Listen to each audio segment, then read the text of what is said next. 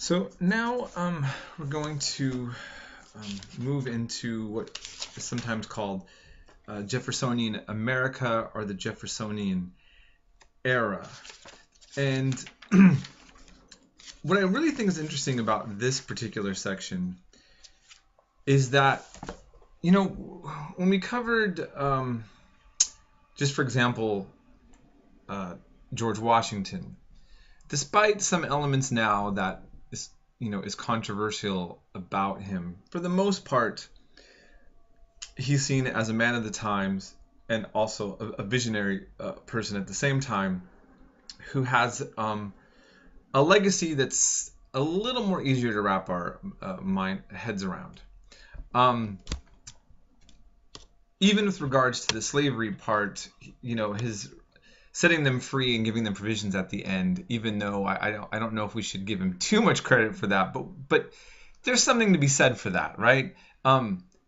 That he was a man who was found it difficult to give up his economic benefits in his lifetime, even at the expense of other people, but knew it was wrong and to try to do something to correct that. That's one way we could look at that. Then there's Jefferson, and Thomas Jefferson is probably one of our most unique and complex presidents that the United States has ever had. His intellectual abilities, I think, far past most, but he also is wrought with controversy. And so we'll look into what was happening during this time. We will go into a little bit briefly with Madison and the War of 1812. In this picture of this artistic depiction here, this is really a great picture to depict what Jefferson's vision of America should look like. He was not an urban man. He wanted this large agricultural area with slaves working on it and workers and a large home to preside over and a kind of peaceful, quiet, reflective life. Okay, different than the hustle and bustle of urban centers. So we'll talk a little bit more about that. So, in 1800, the presidential victory over John Adams and the Federalists, he was a Republican, also sometimes called the Democratic Republican. He had a vision of America. And remember now, the revolution is not long in the making. And so we're seeing that all these different founders have different visions of what direction they want to see the country go in. That was a part of the rhetoric in the beginning when they were as revolutionaries. And we're seeing all these various stages, right? Okay.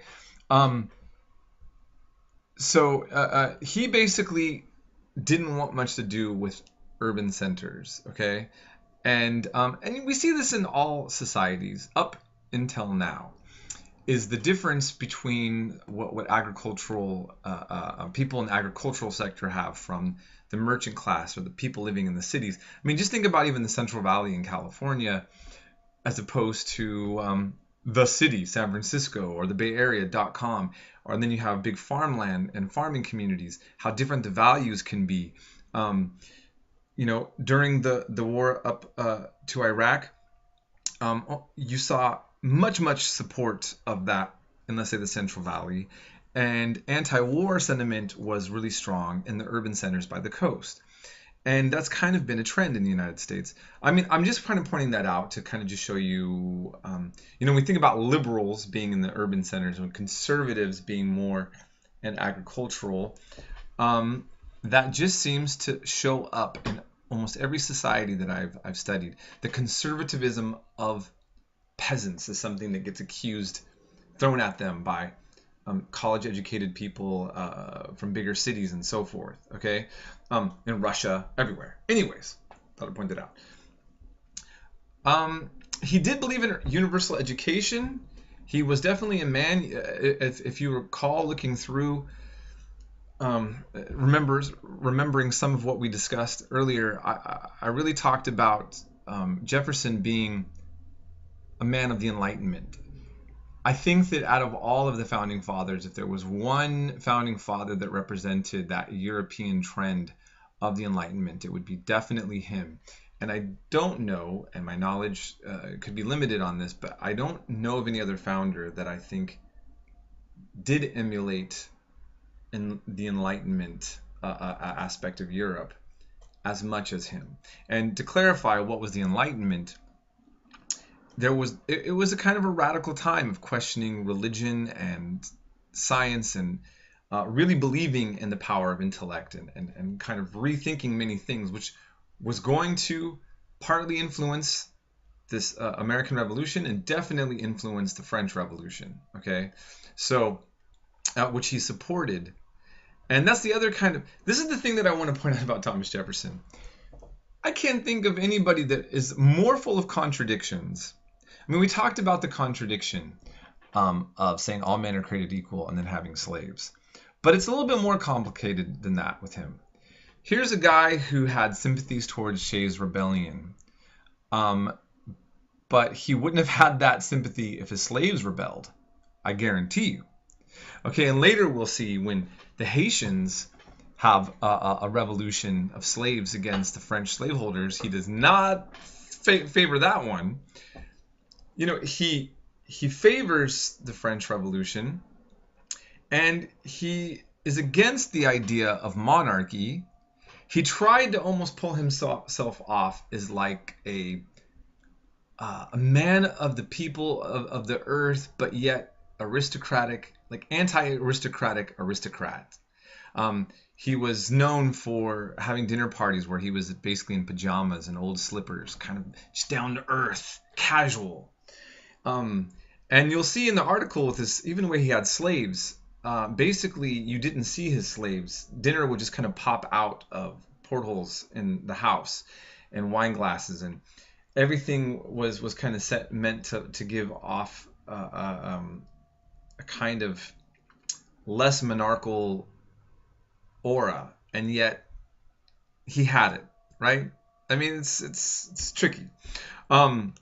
Okay, so in that case, he was into localism, more about states instead of a federal government. That's why he wasn't a federalist.